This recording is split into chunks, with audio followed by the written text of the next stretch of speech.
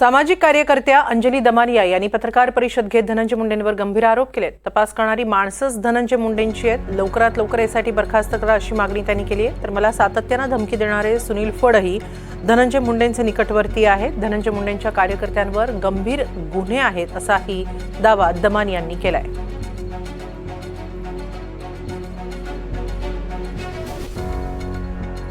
कारण पोलीस सगळे त्यांचे सगळं छान संगनमत करून तिथे व्यवस्थित ते सगळं चाललेलं आहे आणि हे थांबवायचं झालं तर तिथले सगळ्या पोलिसांची ट्रान्सफर करायला पाहिजे। ताबडतोब ट्रान्सफर झाली पाहिजे। आणि पहिली म्हणजे ती SIT बरखास्त करा।